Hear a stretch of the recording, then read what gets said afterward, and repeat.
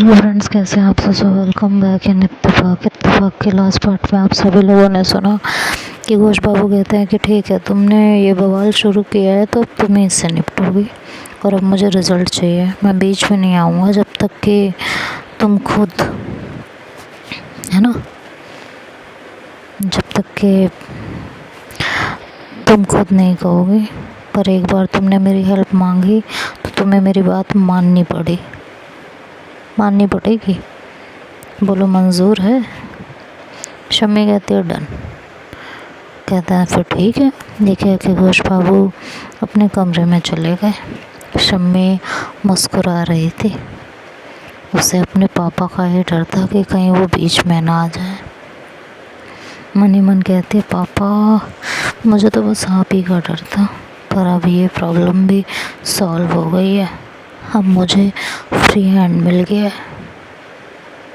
सोचते सोचते उसकी नज़र युक्ति पर पड़ी तो जो उसे ही देख रही थी, तो वो चौंक गई। उसने कहा, तुम यहीं हो? सोना नहीं है क्या? युक्ति ने कहा, मुझे कहा ही नहीं जाने को आपने। मुझे लगा शायद कुछ और पूछना हो या काम हो। शम्मी कहती है, नहीं अब तुम्हारा कोई काम नहीं है, जाओ सो जाओ। युक्ति उठते हुए कहती है, हाँ अब क्या काम होगा, सारे मतलब पूरे हो गए, जितना इस्तेमाल करना था मेरा कर लिया, अब बेकार हूँ मैं। शम्मी कहती है, ऐसा है, ज़्यादा इनोसेंट बनकर मत दिखाओ, क्या इस्तेमाल किया है? और मैंने तो तुम्हारी सच्चाई भी पूरी बाहर नहीं आने दी। तुमने पैसे का जिक्र किया, वरना मैंने तो तुम्हें पैसे मेंशन करने से भी मना किया था। ये भी अच्छा रहा कि किसी ने पैसे वाली बात पर ध्यान नहीं दिया, वरना किया तो तुमने ये सब पैसे के लिए ही था। मैं चाहती तो तुम्हें गौरव का साथी भी कह सकती थी, पर मैंने इसमें तुम्हारी साइड ली और इससे मुझे कोई फ़ायदा नहीं था। अब जाओ, चुपचाप जाकर सो जाओ। युक्ति से कुछ जवाब देते नहीं बना था। बात तो आगे शम्मी ने भी सही कही थी। युक्ति मन ही मन सोचती रही कि बात तो सही है शम्मी की। वो चाहती तो मुझसे पल्ला झाड़ सकती थी कि ये गौरव और युक्ति का डिस्प्यूट है, मैं क्यों इसमें पढ़ूं। लेकिन यार युक्ति, एक सच ये भी तो है कि गौरव और शम्मी दोनों ने अपने अपने हिसाब से मुझे अपने फ़ायदे के लिए यूज़ किया था।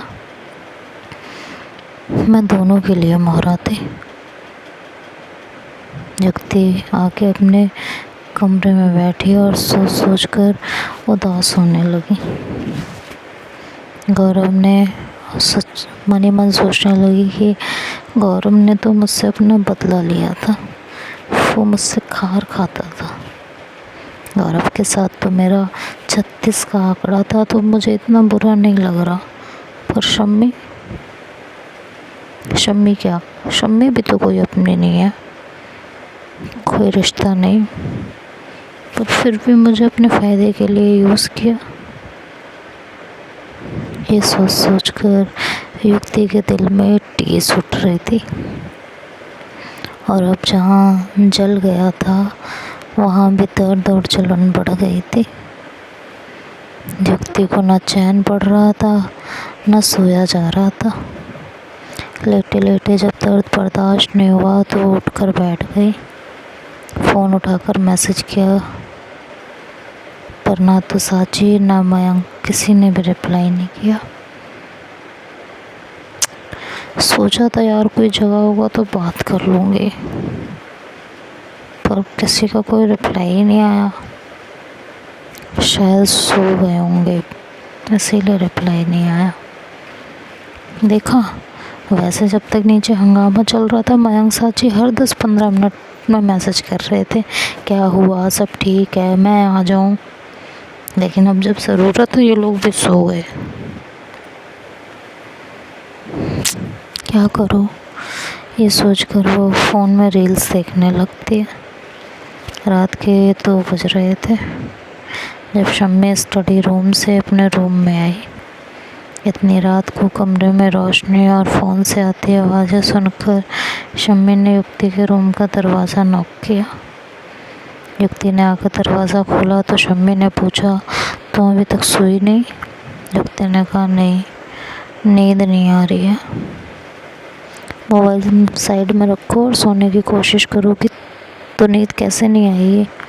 युक्ति भी झल्ला कर बोली, जलन हो रही है इसलिए नींद नहीं आ रही है। शम्मी ने कहा, दवाई खाई थी? हाँ खाई थी। तब भी दर्द हो रहा है? अच्छा रुको। ये कह के शम्मी अपने रूम में जाती है। 5 मिनट बाद वापस लौटती है और युक्ति को एक टैबलेट देते हुए कहती है, ये लो खा लो। क्या है? दवाई है, तुम्हें आराम मिलेगा। युक्ति दवाई लेती है और खाती है। शम्मी कहती है, अब फ़ोन मत देखना, आँख बंद करके सो जाना, नींद आ जाएगी। अब शम्मी कमरे से बाहर निकलते निकलते ठटक जाती है और पूछती है, वैसे तुम पीती हो? युक्ति हैरानी से कहती है, मतलब? शम्मी, मतलब वही जो समझिए तुम ड्रिंक करते हो। नहीं। शम्मी कहती है, कमाल है, आजकल के यंगस्टर तो पानी की तरह पीते हैं, तुम कैसे नहीं पीती? युक्ति कहती है, ज़रूरी तो नहीं जो सब करते हैं मैं भी वही करूं। शम्मी कहती है, हाँ तुम तो वो करती हो जो कोई नहीं करता। तो युक्ति कहती है, अब ज़रूरी नहीं जो सब करते हैं मैं भी वही करूं। शम्मी कहती है, हाँ तुम तो वो करती हो जो कोई नहीं करता। युक्ति कहती है, मुझे सोना है, नींद आ रही है। शम्मी कहती है, अब तो नींद आएगी तुम्हें, नींद की टैबलेट जो दी थी, गुड नाइट, सो जाओ। ये कहकर शम्मी वहाँ से चली जाती है। युक्ति दरवाज़ा बंद करके बिस्तर पर लेटते हुए बड़बड़ाती है कि नींद की टैबलेट दे दी, बताओ अब सुबह मेरा सर भारी रहेगा। एक बार पूछ नहीं सकती थी खाओगे या नहीं? मुझे कुछ हो गया तो फिर उसे क्या फ़र्क पड़ेगा, मुझे कुछ हो भी गया तो।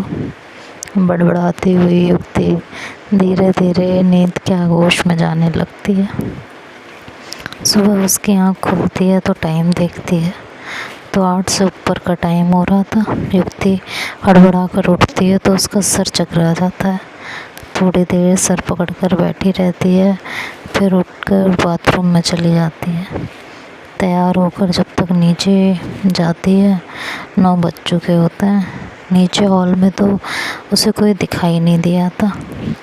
बाहर मंडप तक पहुंचती है तो घोष बाबू पंडित जी के साथ बातचीत में लगे रहते हैं। 2-4 और लोग थे।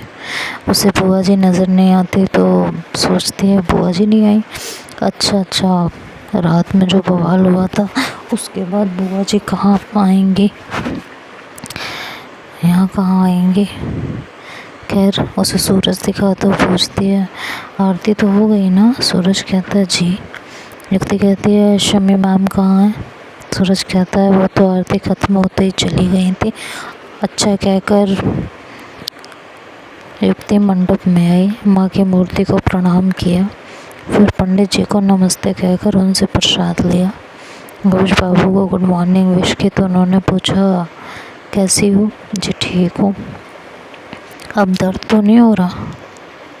नहीं ठीक है। अब रात को नींद आ गई थी? समय सुबह भूल कर गई थी कि तुम्हें डिस्टर्ब ना करें, तुम्हें रात में पेन हो रहा था तो नींद की दवाई दी थी। युक्ति ने कहा, जी आ गई थी नींद।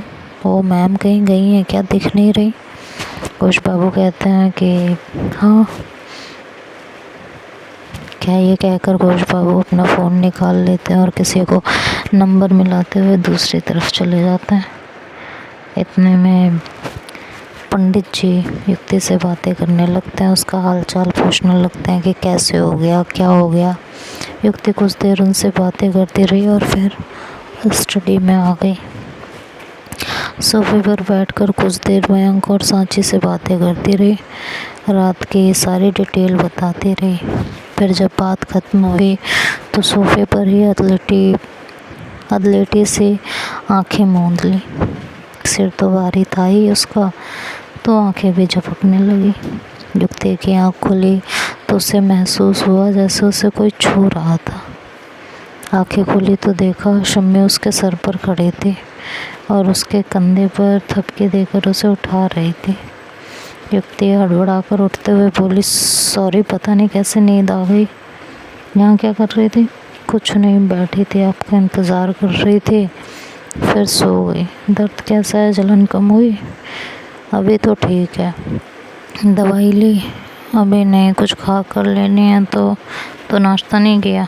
नहीं, कोई था नहीं। तो क्या, तुम्हें दवाई लेनी थी तो तुम्हें खाना चाहिए था ना। किचन में फ़ोन करके ब्रेकफास्ट लगाने के लिए बोलो। तो वो कुछ सोचती है तो शम्मी खुद ही किचन में फ़ोन करके ब्रेकफास्ट लगाने के लिए कहती है, और फिर पूछती है कि जहाँ जल गया था वहाँ कोई छाला या निशान तो नहीं पड़ा। युक्ति कहती है, नहीं, आज तो रेडनेस भी कम है। शम्मी कहती है, ब्रेकफास्ट करो, दवाई लो और जले पर भी कुछ लगाओ और आराम करो। आज छुट्टी है तुम्हारी, बस यहाँ शाम को थोड़ी सी दौड़ भाग होगी तो मैनेज कर लेना। और हाँ, साड़ी मंगवाई अपनी? युक्ति कहती है, नहीं। क्यों? मंगवाओ। किससे मंगवाऊँ? घर से कोई नहीं आएगा। क्यों? युक्ति कोई जवाब नहीं देती तो शम्मी कहती है, उन्हें शायद किसी ने इनवाइट नहीं किया इसलिए। युक्ति हैरान होती है, पता नहीं क्यों, शायद ये सोचकर शम्मी उन्हें इनवाइट करेगी। नहीं। फिर शम्मी पूछते, क्या?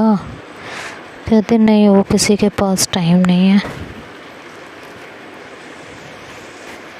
और मन ही में सोचती है, ये इनवाइट करे तो भी मैं नहीं चाहती वहाँ से कोई आए।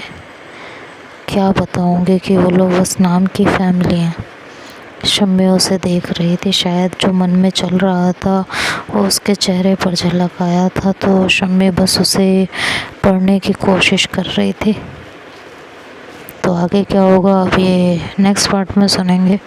तब तक के लिए बाय बाय, टेक केयर।